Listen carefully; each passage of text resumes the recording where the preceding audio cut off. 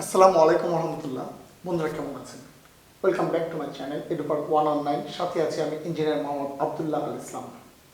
বন্ধুরা, আজকে আমরা ডিফারেনশিয়াল ক্যালকুলাসের বিশেষ ব্যবহার ম্যাক্সিমা মিনিমা এই চ্যাপ্টারটা করবো, অর্থাৎ চরম মান তথা লঘুমান ও গুরুমান নির্ণয় এই বিষয়টা বা এই চ্যাপ্টারটা আমরা করবো। আশা করি ক্লাসটা করে অনেক আনন্দ পাবেন এবং পুরো ক্লাস আপনারা আমার সাথে থাকবেন। তাহলে আর দেরি না করে শুরু করছি আজকের চ্যাপ্টার। আমাদের বইয়ে আছে 9J বা 9.10 এই চ্যাপ্টারটি। এটা হলো আমাদের চরম মান নির্ণয়ের চ্যাপ্টার। চরম মান বলতে লঘুমান বা গুরুমানকে চরম মান বলা হয়। আবারও বলছি, লঘুমান বা গুরুমান এই দুটি বিষয়কে একত্রে চরম মান বলা হয়, যাকে আমরা determination of maxima and minima বলে থাকি। বন্ধুরা, চরম মান নির্ণয়ের ক্ষেত্রে আমাদের মূলত একটা ফাংশনের প্রকৃতি তথা ক্রমবর্ধমান ফাংশন এবং ক্রমহ্রাসমান ফাংশন সম্পর্কে একটু ধারণা নিয়ে রাখা দরকার। সেই কারণে আমি বলেছি যে যদি কোনো একটা ফাংশন কোনো একটা ব্যবধিতে অবিচ্ছিন্ন হয়, ধরে নিই y f of x একটি ফাংশন যা একটা অবিচ্ছিন্ন ফাংশন এবং একটা নির্দিষ্ট ব্যবধিতে, তাহলে এই ফাংশনে যদি x এর মান বৃদ্ধির সাথে সাথে y এর মান বৃদ্ধি পায়, অর্থাৎ y f of x এর মান বৃদ্ধি পায়, x এর মান বৃদ্ধির সাথে সাথে যদি y f of x এর মান বৃদ্ধি পায়, তাহলে এই ফাংশন দ্বারা যে লেখচিত্র অঙ্কন, ধরি এই ফাংশনটা দ্বারা এই লেখচিত্র অঙ্কন করা যায়, তাহলে এই ফাংশনের লেখচিত্রের কোন একটা বিন্দুতে অঙ্কিত স্পর্শকের ঢাল, এই ঢালটা হবে ধনাত্মক। আর তা যদি হয় তাহলে y f of x এই ফাংশনটাকে বলা হবে ক্রমবর্ধমান ফাংশন। আবারও বলছি বন্ধুরা, প্রথমে ফাংশনটা হতে হবে একটা কোনো নির্দিষ্ট ব্যবধিতে অবিচ্ছিন্ন ফাংশন। এই অবিচ্ছিন্ন ফাংশনটা আমরা ধরে নিচ্ছি y f of x। y f of x এই ফাংশনে x এর মান বৃদ্ধির সাথে সাথে আমার এই বিন্দুতে x এর মান, এই বিন্দুতে x এর মান এতটুকুন, এই বিন্দুতে x এর মান এতটুকুন, x এর মান বৃদ্ধির সাথে সাথে যদি আমার y f of x এই ফাংশনের মানটা বৃদ্ধি পেতে থাকে, তাহলে এই ফাংশন দ্বারা সূচিত যে লেখচিত্র, সেই লেখচিত্রের কোন একটা বিন্দুতে অঙ্কিত স্পর্শকের ঢাল হবে ধনাত্মক। আর তা যদি হয় তাহলে y f of x এই ফাংশনটিকে বলা হবে ক্রমবর্ধমান ফাংশন। বন্ধুরা, একটা কথা বলে নিই, আমরা ছবিটা হাতে এঁকেছি, অত অ্যাকুরেট করে আঁকতে পারি না, মোটামুটি আঁকা হয়েছে, একটু ধরে নিতে হবে। আবার ক্রমহ্রাসমান ফাংশন একই কথা। কোনো নির্দিষ্ট ব্যবধিতে কোন একটা অবিচ্ছিন্ন ফাংশন যদি y f of x আমরা ধরে নেই, তাহলে এই ফাংশনে x এর মান বৃদ্ধির সাথে সাথে যদি y f of x এর মান যদি হ্রাস পেতে থাকে, অর্থাৎ x এর মান বাড়বে আর y f of x এর মান কমবে, তা যদি হয় তাহলে এই ফাংশন সূচক যে লেখচিত্র ধরে নিচ্ছি, এই লেখচিত্র ফাংশন সূচক লেখচিত্রের কোন একটা বিন্দু ধরে নিচ্ছি p, এতে যদি আমরা একটা স্পর্শক আঁকি, এই স্পর্শকের ঢাল হবে ঋণাত্মক। আর তখন এই y f of x এই ফাংশনটাকে বলবো আমরা ক্রমহ্রাসমান ফাংশন। বন্ধুরা, আমরা একটা বিষয় লক্ষ্য করে দেখব। আমরা ক্রমবর্ধমান ফাংশনের এটাকে একটা গ্রাফ দেখার চেষ্টা করেছি, মোটামুটি এভাবে। এটা ক্রমহ্রাসমান ফাংশন একটা গ্রাফ আঁকার চেষ্টা করেছি। এইখানে ddx of y আমরা জানি এটা মূলত আমাদের ঢালের সমীকরণ নির্দেশ করে। আবার ঢাল বলতে tan of theta, তাহলে এই দুটোকে সমান ধরতে পারি, অর্থাৎ tan theta equal ddx of y। কিন্তু মনে রাখতে হবে এখানে যে থেটা, এই থেটার মানটা হতে হবে 90 ডিগ্রি অপেক্ষা কম। বাট এইখানেও ddx of y equal to tan theta, কিন্তু থেটার মান হতে হবে 90 ডিগ্রি অপেক্ষা বেশি। তাহলে বন্ধুরা অবিচ্ছিন্ন, তাহলে আমরা ক্রমবর্ধমান আর ক্রমহ্রাসমান ফাংশন বলতে বুঝি কোনো নির্দিষ্ট ব্যবধিতে একটা অবিচ্ছিন্ন ফাংশনের জন্য যদি x এর মান বৃদ্ধির সাথে সাথে y f of x এর মান বাড়তে থাকে, x এর মান বাড়বে সাথে y f of x এর মান বাড়বে, তা যদি হয় তাহলে সেখানে স্পর্শকের ঢাল হবে ধনাত্মক এবং ফাংশনটা হবে ক্রমবর্ধমান। আর যদি শুধুমাত্র এই x এর মান বৃদ্ধির সাথে y f of x এর মানটা যদি হ্রাস পায়, আর এটা যদি হয় তাহলে ফাংশনের লেখচিত্রের কোন একটা বিন্দুতে স্পর্শকের ঢাল হবে ঋণাত্মক, আর সেই ক্ষেত্রে ফাংশনটাকে বলবো ক্রমহ্রাসমান।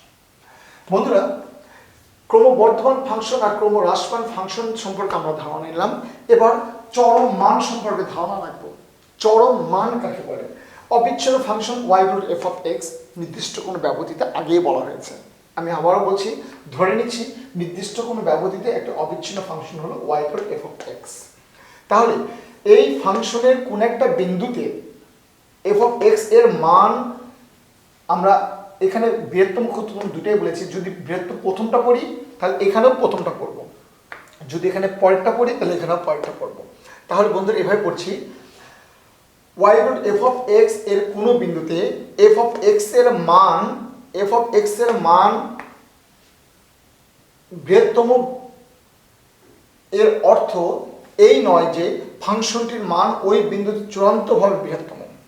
অর্থাৎ এই ফাংশনের জন্য এফ অফ এক্স এর মান, এই ফাংশনে এফ অফ এক্স এর মান বৃহত্তম মানে এটা নয় যে সর্ব অবস্থায় তার মান বৃহত্তম। আবার এই ফাংশনে y equal to F of x এর কোনো বিন্দুতে y equal to F of x এর কোনো বিন্দুতে এফ অফ এক্স এর মান ক্ষুদ্রতম, এর অর্থ এই নয় যে ফাংশনটির মান ওই বিন্দুতে চূড়ান্তভাবে ক্ষুদ্রতম। বন্ধুরা আবারও বলছি, আমরা যদি এই লাইনটা পড়ার সময় এই প্রথমে বৃহত্তম পড়ি তাহলে এখানে বৃহত্তমটা পড়ব, আর যদি আমরা এখানে ক্ষুদ্রতম পড়ি তাহলে এখানে ক্ষুদ্রতম পড়ব। পুরো লাইনটা একই থাকছে। আবার পড়ে দিচ্ছি, অবিচ্ছিন্ন function y equal to F of x এর কোনো বিন্দুতে এফ অফ এক্স এর মান যদি বৃহত্তম হয় তাহলে এর অর্থ এটাই নয় যে ফাংশনটির মান সর্বতোভাবে বৃহত্তম, ওই বিন্দুতেই বৃহত্তম। বন্ধুরা চরম মান নিয়ে আমরা কথা বলবো। চরম মান হলো কোন একটা অবিচ্ছিন্ন ফাংশন যদি y equal to F of x হয় তাহলে এর কোনো বিন্দুতে এফ অফ এক্স এর মান বৃহত্তম মান এটা নিশ্চিত করে না যে সর্বত অবস্থায় ওই বিন্দুতেই ওই ফাংশনটির মান সবচাইতে বৃহত্তম।